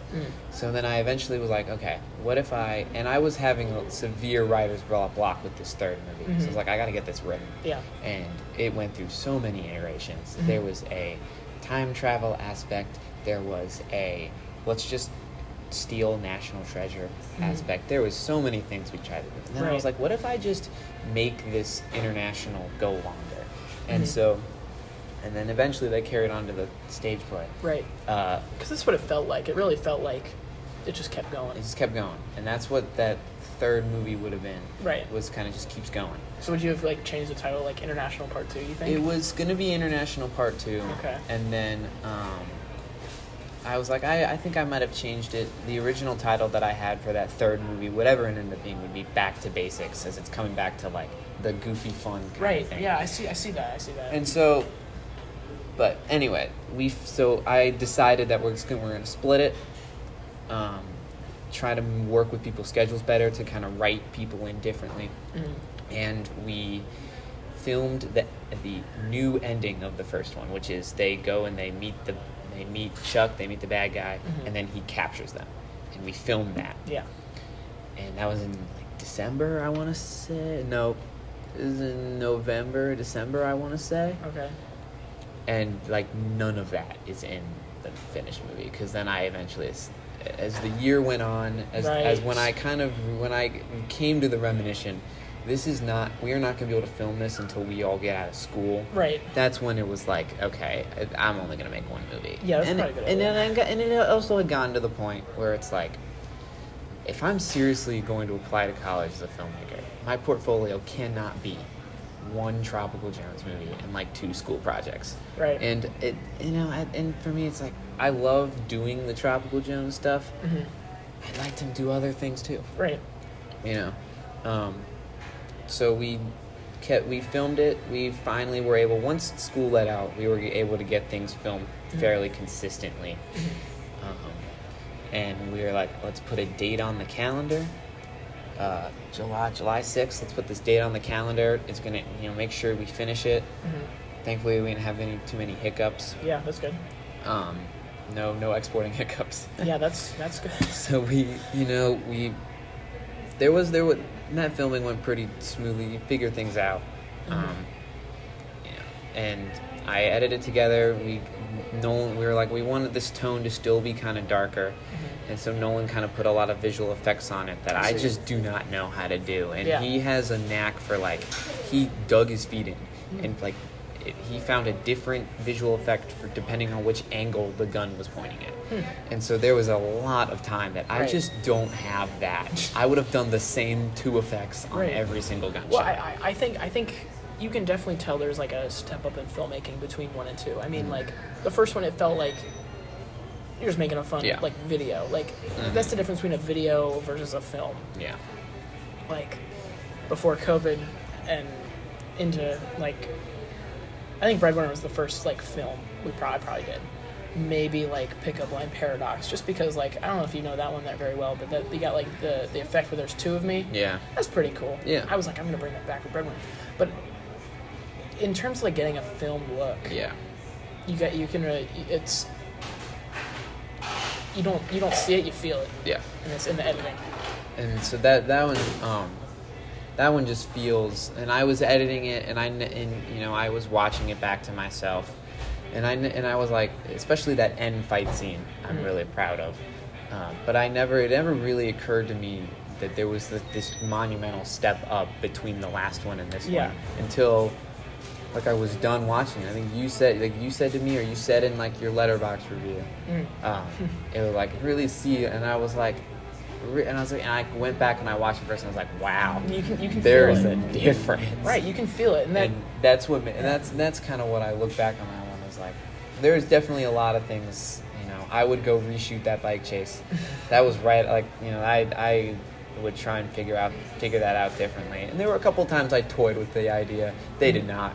The actors did not want to do that again, and I can't blame them. Yeah, no, that's fair. So, no, I think it turned out great. It is my like magnum opus at this point. Yeah, absolutely. The culmination of all that work. Mm-hmm. No, for sure. And then I turn around and do the stage play. I was like, I can finally be done with Tropical Gems. 2 weeks later, You're doing the play. I mean, that is really cool. That you were able to put that on and everything and, like, make it into... I mean, I was sitting in that crowd, and you don't even know this, but the people in front of me were like, yeah, this was a movie? Like, oh, I've never seen this movie. And they're just like... People come to see it, Yeah. Like, as a play. Like, that's so cool. That it was a thing that was toyed around since the very beginning. Mm-hmm. Oh, it'd be kind of fun, right? And it just kind of kept dying. This would be fun to do. Yeah. I think especially once I realized I wasn't gonna have a third movie, I was like, I do want to end this. That's fair. After this, and so I was. I wrote it out. I added all those new scenes and stuff like that. Yeah. And I feel like that is the best of the Tropical Gem stuff, because I would say so. You can see learn from the mistakes. You can see where I was like, I need to rewrite this a little bit. I just wish that the Goody Two Shoes cop came back and was like the big bad. I was waiting for that. That's my brother. He's. I love that. Whoever I don't remember that guy's name. It's Chip Kane. And my brother added the part where he takes a chip out of his breast pocket. I love that guy. I was just like, I just need more character. I just need to throw in more random characters that kind of. I think that works because it makes it feel more like a world when you just got a bunch of characters, even if they don't do much. Mm-hmm. It was, I think, my favorite part of the entire thing was being able to do that. The song. All I care about is drugs. Yeah. The lyrics in the movie are terrible. You so redid it for the play? I redid the lyrics, and I was like, my original vision was to have all these dancers on stage and do it, and I to get to do that and to see the result is just so amazing. I remember that, yeah. But I think the thing touching on impact of that one, obviously a lot of people came to that, right? Yeah, it was. Which was more cool. than either premiere. I think. Yeah. Even that first. Yeah, I was only there one of those days. Both nights there were people there, like Mr. Gabriel and Dr. Harris came. I'm upset I missed Mr. Gabriel. I saw Dr. Harris though. But... and all my friends came and they were kind of seeing it. Some of them had never seen the movie before. They were like, "What is going on?" Yeah. Were you worried about people who weren't familiar with the movies being lost? I wasn't. I thought that it, because it's not just dropping you into an original story, it's taking that there's a decent enough introduction that you can kind of figure out who these people are. Right. I thought, I think the big impact thing that I've noticed from that one is Riley's second and probably more memorable character, Kyle the Koala Killer, which he I will give him credit for this. He did come up with the base idea. Okay. I wrote those lines though. Yeah. And we were playing around. He's been dying to play this, and when I told him there's probably not gonna be this third movie, he was not happy. And so he was excited to bring that, and we added in those whip cracks and those hip thrusts pretty late in the game. Yeah, that was pretty funny. That was really funny. Keegan and I sit up in the booth, and we see it on the list of of sound effects. Yeah. We think it's the funniest thing in the world. Right. But we're like, people may think this is dumb. People may think they may not get what this is. And to see people, I have just erupt in laughter at it was, it's good for you as the director and the writer. It's like, oh, thank God, people thought this was funny. Right, yeah. But then, all my friends, we had more shows to do in the coming weeks. Right. And it just keeps getting brought up. Oh, yeah. The whip cracks keep bringing. Right. They constantly, people keep bringing them up. And it came to the point where Riley this is way off topic, but Riley is making just a big sound effect. There's just a bunch of explosions and gunfire. And someone, not me, mentions to him, what if you put a whip crack in there? And we're like, oh, it's fun. What if you put a whip crack in there? And we're on stage, and I'm on stage during this. Okay. And I'm going around like, oh my God, this castle's blowing up or whatever. Okay. And I just hear the in the background, and he did not. This was not subtle at all.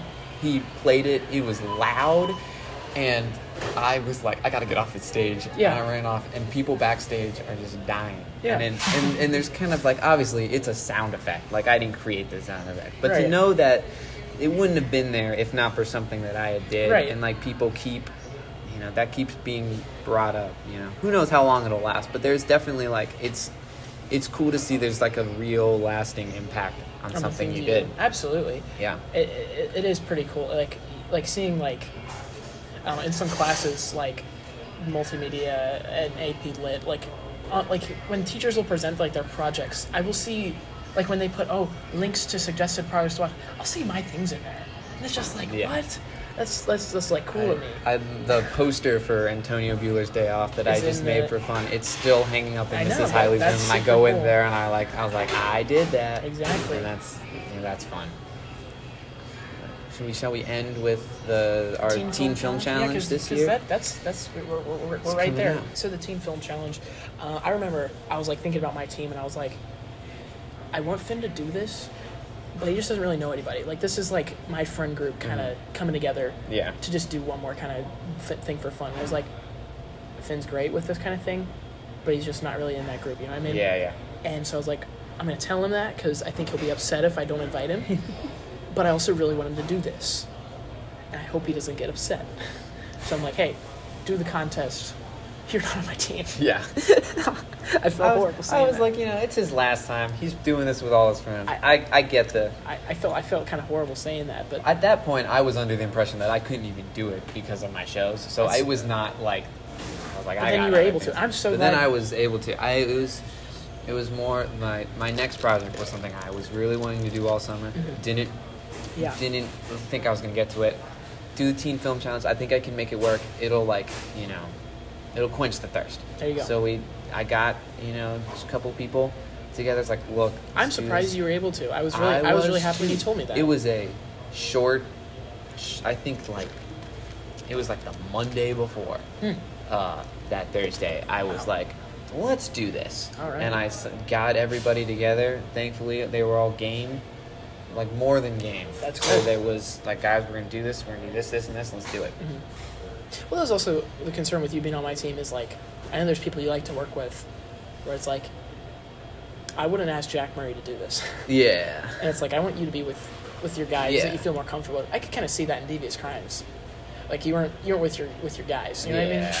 And it's just you can kind of feel it. That's how it works. And also I wanted to make something I wanted to make.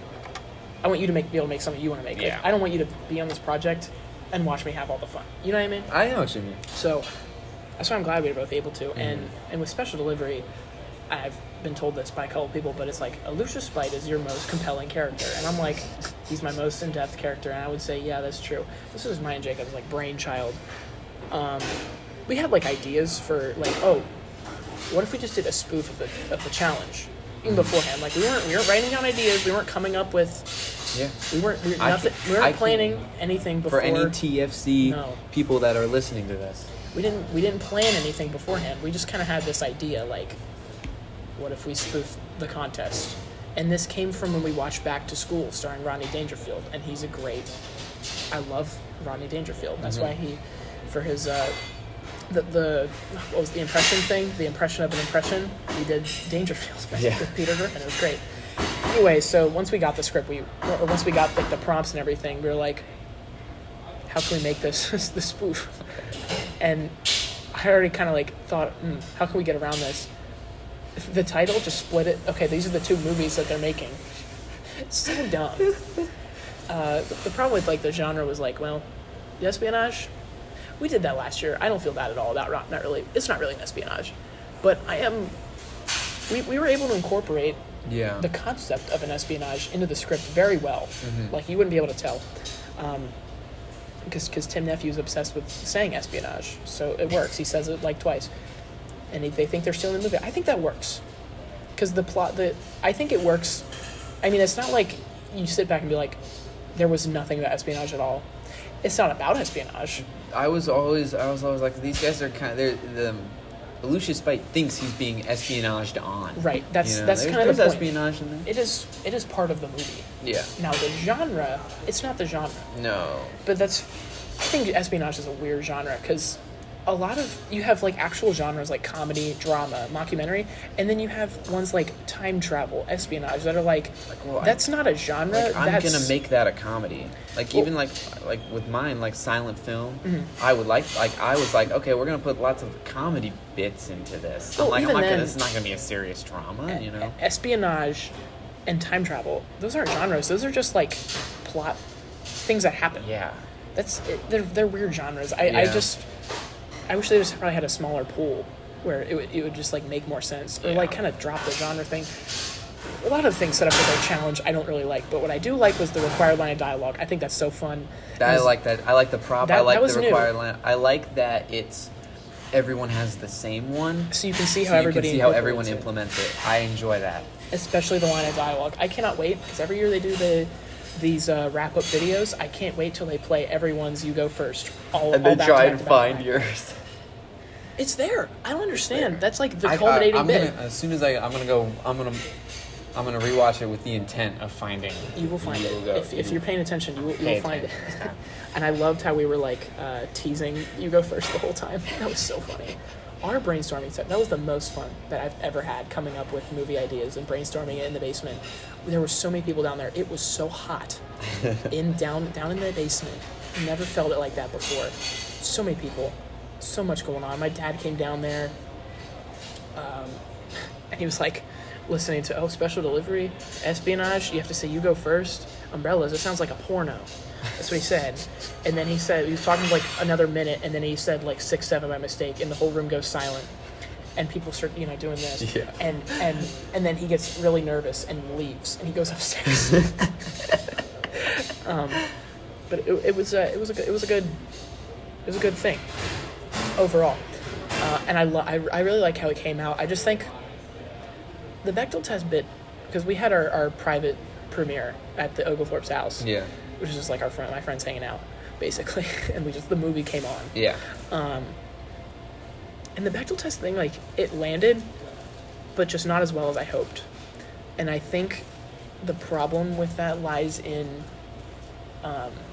Eric changed one line that I really think was different, because like one of my friends, Liam, told me when we watched the bloopers, he's like, you should have kept that delivery in. And it was just him. In the real movie, he under-explains it, when in the bloopers, he over-explains it. I think the over-explanation worked better. But Eric was just not a fan of that line. He was like, I hate this line. It should be this. And I was like, all right, man. All right. I don't know. I think a lot of like the bits, it flows well. None of it feels forced. That was what I was worried I think about. You think that snappy dialogue from Stuck in Philadelphia, I felt that. I felt like there were no pauses. People were just going and going and going. Well, and part of that is the time constraint. Yeah, 100%. The TFC, but I think it works to your advantage. I think I was at like 8 minutes of content, and I just cut out bits that didn't really matter that much, or like a half a second pause between when a clip started, and you could feel it. As much as I wish that the Teen Film Challenge limit was like 10 minutes, because we could have added like another conversation piece, which probably would have been, I think it needed one more. We just didn't have time. I think making it snappy like this would have been great. Though I do wish, I think we had another idea for something they'd talk about, but we just had to cut it out. I'd have to look at the notebook again that we wrote everything down in. But I'm very happy with how it turned out. As far as awards predictions, why don't we do that? Awards predictions? I can do that. I'm gonna say Eric will be nominated for Best Actor. I really hope, because, I mean, he gave it his all. I think he will be memorable. In terms of winning anything, I think it would probably be closest to, like, audience favorite, and that's if it lands. Yeah. Score, Francis will get nominated, because I'm pretty sure they just nominate anything with an original score. Like, at least nominate it. Yeah. Last year, Andy got nominated for Best Actress, or should I say Sally Redux, her character, got nominated for Best Actress. They messed up. She was not happy about that. I don't know if they would do that again, because her and Gabrielle are very They're not minute. They're in there for the umbrellas and the Bechdel test. Right. Which I think I could have used them more. It's another thing with time. I think it would have given the minor characters more time to shine, because each of the bits has somebody do something important. Like Chuck Mack, you watch him in the background. Him and James, you watch them in the background. James is always looking so confused at Grayson. And Chuck is always doing something. He's doing his frat flick or turning the hat around. So good. Or trying to touch somebody. It's so good. I love what he did with that character. But he's got the bit where he's like, the what? And then Jacob, he's like always whispering to Ryan. And Ryan is always like, he plays himself. Mm-hmm. That's what everybody was saying. It's like, Ryan is playing himself. He's just very blunt with everything he says. Yeah. And everybody's kind of got like a gimmick. But the girls just don't really get time to do that. And it's a shame.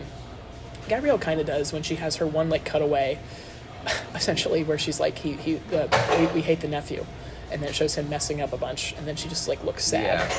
Yeah. Andy didn't get one. I think she probably should have.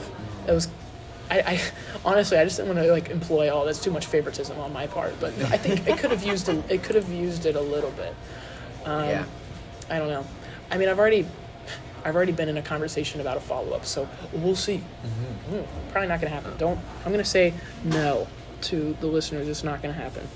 But mine, so obviously with our late entry, like I wasn't able to take off work, and so I was going to be working that night, and I put my shift up. I was like, guys, anyone want my shift? No one wanted my shift, and so I was like, I texted our group chat, and I was like, can any of you make it? One of us has to be here. And Natalie, no one, like, we can be here. So I filled out all the forms. I printed out all the forms. And then I forgot to give the forms to Natalie. And so I was like, well, I guess I got to go visit Nolan at Chipotle now. So I went and visited him at work. He was working at Chipotle? He's working at Chipotle. Okay. And I was like, I handed it to him, like, under the counter. Like, take your, it's just a piece of paper, everyone. And so, I handed it to him, and he was not happy when Natalie wasn't able to make it in the end. Right. And so he was there by himself. Yes. And he sends me, and he's texting me. Thankfully, it was a dead night, and I was ushering. So I was like waiting for this theater, and I'm waiting. For I know how it is. He texts me back. I know how it is. And he's like, "We got the prop in line. It's umbrella. You go first." Great. And I think it was another little while before I got. And he sends me. The name is A Potential Problem, and the genre is silent film. And obviously the joke, and I immediately said, that is a potential problem. Yeah. And he sends me the video. He took a video of himself spinning it, and it spins on potential problems. Like, okay, pretty good. He sends in silent film, and it cuts back to him, and you can see him just like freak out. Like, and that was definitely troubling to me. Yeah. And I was like, okay. And they were like, it's in the style of silent film. It doesn't have to be silent. And I was like, that doesn't make any sense. No, I was confused when you started and you were talking at the beginning. At first I was like, what? Yeah. So we decided to go with a bit, as when they're like, it's like a montage almost. Yeah. I went on break, and I was like, I'm going to figure out this story. And I was like, does anyone have any ideas? Text it. And I start typing out what mine is. Mm-hmm. And Jack texts the exact same idea. It's these people go out, they're trying to go out, they can't find an umbrella, they gotta go on a silly little montage to find the umbrella. And I was like, well, if we came up with the same idea, it's probably a pretty good idea. Yeah. And so we ran with that. Mm-hmm. And I didn't write a script until about 30 minutes before they showed up to my house, because I was just like, I think this is just going to be a montage, and I will feed you lines. And so I had a big whiteboard, and I was like, places we can hide the umbrella. Because I was like, you put an umbrella in about 2 places. So we got to get creative with this. And so we were like, well, let's start putting it in, wacky places and all that. Mm-hmm. And then I came up with the idea of, there should be an interdimensional umbrella salesman who just pops up at the end and gives them the umbrella. Right. I was like, that can kind of put my own little twist on it. I see. Yeah, I know. That felt like you. Yeah. I don't know. I feel like the Teen Film Challenge has a way of making people make movies that don't feel like them. Mm-hmm. I feel that with my previous ones. With this one, it feels different. But that's just because you coded them. It's because I don't have characters like that. Yeah. And which is so crazy. But this one definitely it feels like a L.A.B production, but the other ones just kind of didn't really feel like that. And I watched yours and it's very different. It was different until you showed up, honestly. Until you showed up, and I was like, the interdimensional umbrella salesman. Yeah, that seems like Triple L is back. Yeah. The fun part for me was immediately I was like, and of course it's been rainy all week. The Friday is the only day of the week it's supposed to be sunny. Yeah. Well, I gotta make it rain somehow. I want to put a sprinkler on my roof. So I thought that was really creative. Climbed up on my roof, put a sprinkler out, and it looked really good when you were looking at it, and it ended up looking okay on camera. Once I put it in black and white, it looked okay on camera. Once you put it in black and white, it looked good. I am really curious. I really, really, really want to see all the other films that other people make, and I'm like, how are people going to incorporate the umbrellas when it's sunny? I think there's going to be 2 different types. There's going to be how you did it, where it's kind of just there because it has to be there. And then there's a little bit of a bit on it. And then I think there's going to be people like me who kind of make it the whole part of the story. I think more people will fall into my camp. I think the people that excel at this thing, the way to win, the way to do well at the Teen Film Challenge is to minimize the things they give you as much as possible. And that's kind of sad because it's not really the spirit of the challenge. But the people with the most success are the ones that you're like, wait, that's your title, that's your genre, that's the prop. I don't know. That's just in the past. I think that was the big fault with Difficult Game and Lovable Losers. But I mean, doesn't mean they're bad. Yeah. I'll make jokes Difficult Game is whatever. But I'm still happy I made it. Yeah. I mean, there's things I made where I'm like, I wish I didn't make that. That was a waste of time. But not really. And that's kind of, and I felt disappointed, which is kind of leads into what my next project is. I wish I had gotten to actually had to have written a whole script in that amount of time. Right. And really had to come up with the story and real characters. Mm-hmm. I mean, literally, these 3 people just play themselves. Yeah, you guys are playing yourselves. That's what it is. And I think part of that is the time limit. Yeah. Honestly, I think the contest itself might work better if it's do whatever you want, but the problem is people will work ahead of time. Yeah. So you really need some kind of way to prevent that. Yeah. I don't know. Just I think if they gave no required title or genre and just loaded you up with things that everybody has to incorporate. Yeah. 5 things, 3 lines, 2 props, to really box you in. But I think the title and genre, it makes people make things that aren't very good. And I feel sometimes you get Lovable Losers and espionage. How do you the title sometimes doesn't work with the genre. Right. And it's almost how I feel with years as I look at that one. It's these 2 things kind of work. If you did take Special Delivery and espionage to make an actual espionage movie, I think that would work fine. That's a pretty easy espionage movie right there. But I think the problem is the genres, they have some genres and they have some plot lines. Yeah. And I think they need you Teen Film Challenge people need to change your movie. No, I like it. It works. I'm glad I've done it these past 2 years. I think I'm done. We'll see. I'm probably done.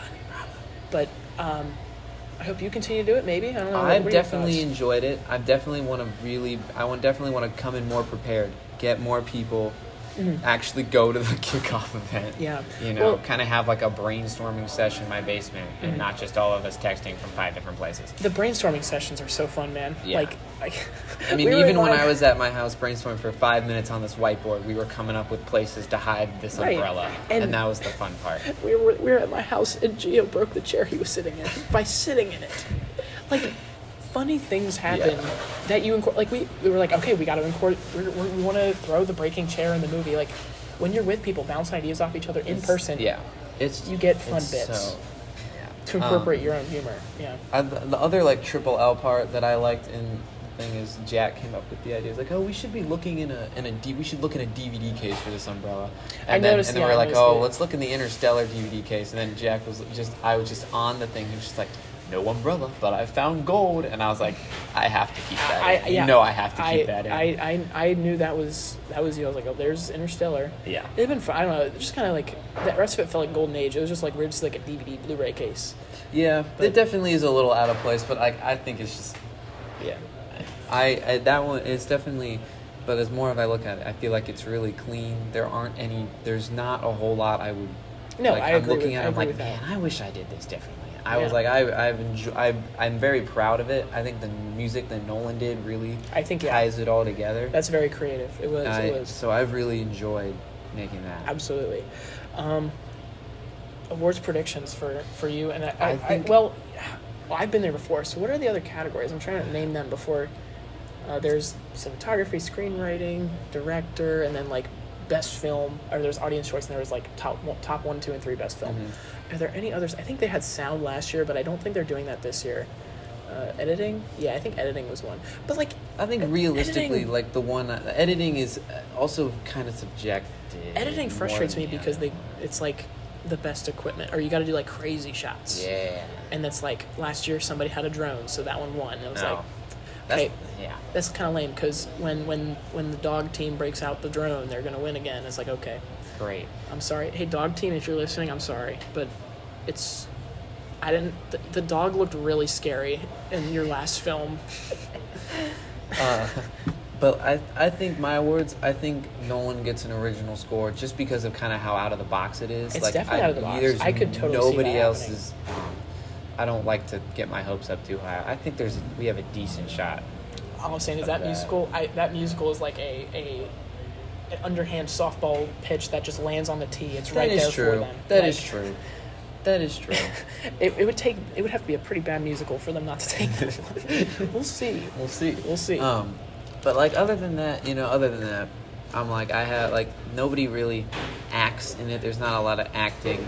The characters are more vehicles for the bit. Yeah. So I'm not expecting a whole lot of nominations. The thing that frustrated me was, I think by screenwriting, I think they just mean dialogue. Which that might make you sweat a little bit. That makes, then maybe, this is another tangent, because we hosted the Golden Lion. Right. Me, Jack, Nolan, and Drew. So you got this is a different event. But they like, for the like screenwriting award, they gave it to a film with no dialogue.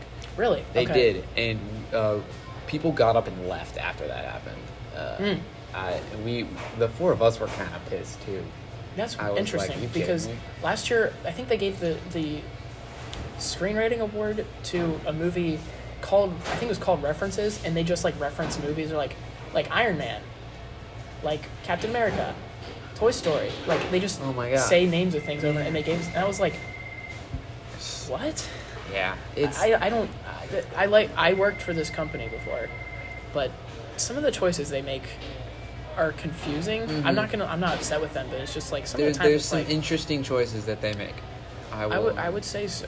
But I still had a fun time. I'm still coming up. Like, I don't, the awards thing. It's for me. It's cool that it exists. Yeah, like, I don't need to walk away with it. I think it's cool that it exists. I think it's cool that I get to get up in my suit and go over to the school and sit in the theater and get to watch all the movies together. It's so cool to see them all in a row. That. Like, I just think that is cool. It's cool how, because they have like the 5 seconds of black at the start. Yeah. It's like they just play all the films in a row.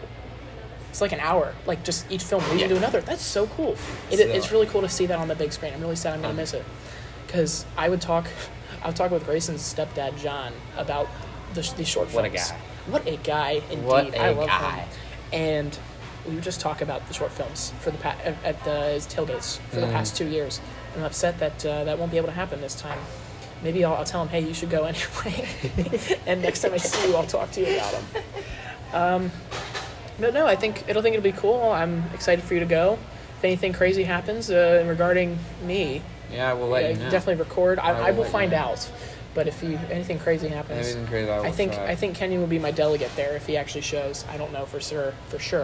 I think my parents will be there. Somebody will somebody will represent Team Someone Bauer. will represent me. Hopefully, I'll be able to tune in. I guess for future, you got Aces. Yes, which is, I mentioned briefly the Tropical Gems International premiere. It kind of came to me. I get inspired by just listening to random songs, and I'll put it on repeat, and I'll like think of something else. What was the song this time? This was right after I saw the F1 movie, and it's the song the just F1 theme that Hans Zimmer wrote, and you can see the inspiration from the tennis movie Challengers. Right, I think those things kind of came together, and I was like, okay, this could be kind of fun.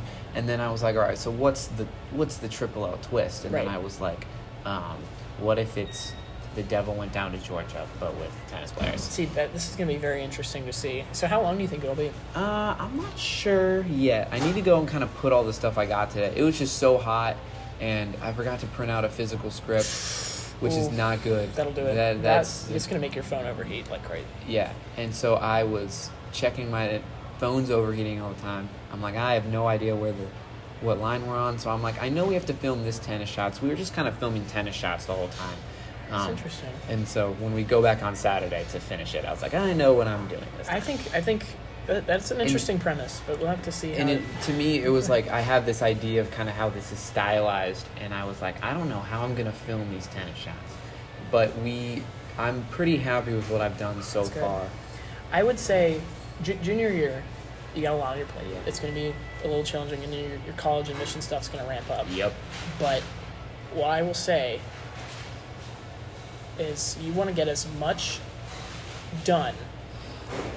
You want to have as much able to be shown off as possible, even if it's little stupid projects. And then, so you can show them a clip. That's definitely or a poster the or something. Impetus for like joining the Teen Film Challenge, getting this one done before school starts. It was like, I just need to have more.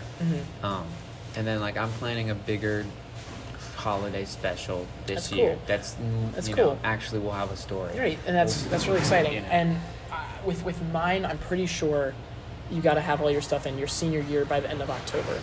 So like Devious Crimes just missed the cut. Yeah. Which that's a shame that missed the cut. That is a shame. But so if that gets you arranged, and that's kind of a shame because like Devious Crimes, Quarrel the Bells, Walk in the Park, Day in the Life, all the biggest Breadwinner. hits, man. Yeah, that a lot of my good stuff just didn't get shown off. I was making those for the love of the game. Yep. Not monetized, not for college. Just and that's what's good. And that's what you do. That's why I did the challenge. I was like, we're just gonna have fun. Yeah. We're not gonna try and win nothing. If it happens, it happens. That's awesome. We're just gonna have fun. Yeah. And so future remarks. What's your future looking like? That's what. Well, I did a visit to OU, and I know that freshmen will make a culminating project that will get shown at the Athena Cinema, and I think it's like a short film. I'm excited to get some actual camera equipment and some lighting to make a short film that looks like a goddamn movie. Yes. It looks like a movie instead of like feeling kind of like a movie, kind of. Yeah. It'll look like one too, and I cannot wait because I know Premiere well. I'm pretty sure it's either using Premiere or like After Effects. No, it's a different company. It might be like DaVinci something. Okay. I forget what it's called. Anyway, it's like industry standard equipment, which I hope to learn that and get a camera that will be like mine to borrow and use it well, and it'll look like a film. Yeah. Instead of like record on a phone. And I think we were kind of getting close there because I think Special Delivery looks great because it was in 4K. And if your phone, I think your phone was probably capable of that. I was filming this one in 4K. In Aces? At 60 FPS in 4K. It eats up your storage like no other. But it's worth it. You want to change it to... Okay, Do you want to change it to 30? You want to change it to 24. Really? That's film mode. Movies aren't... Video games go in 60, movies go in 24. Well, that's good to know. And you're also saving... You're going to save like twice as much storage because the frames are... Yeah. But the higher quality... The 4K is where it's at. Yeah, if you do 60, it'll look like a wishy-washy. It's like too much for your eyes. Unless you're playing like a video game, you don't want 60. I was doing it more for like because I was planning on slowing some of this footage. Okay, then down. That's kind of what the idea was. I'll play with that. Well, you can also just export the Premiere project as 24 and it'll look fine. Or just do whatever you want, man. I'm not gonna tell you. But in terms of me, it's good for advice. I'm so excited to work with people who are into film as much as I am. Yeah. Like in terms of like writing and finding a niche. So is it going to be directing, cinematography, editing, one of those, and make movies with people who want to make movies. Yeah. And okay, I might edit yours, and then you might edit mine where I do the cinematography or the lighting or whatever, and it's just going to be so cool. The collaboration. Because there's going to be, like, I can totally see, like, 8 projects coming out, and I've had a hand in all of them, and I get to be like, I had a hand in all of these? Yeah. That's sick. So it's not like this is my movie, but, like, kind of feels like that. I'm very excited. Come visit. And I can't wait to see what this holds, because I honestly don't know. Any final closing remarks? No, it's been fun working with you and watching the stuff happen. It's been fun talking, but not fun sitting in one place for so long. Yes, I think the employees are wondering what's going on. Yeah, we are the only ones left in this Panera. It's very true. I think they do close at like 8. So yes, it's probably time for us to go. Well, it's been good talking to you. Good talking to you. Take care.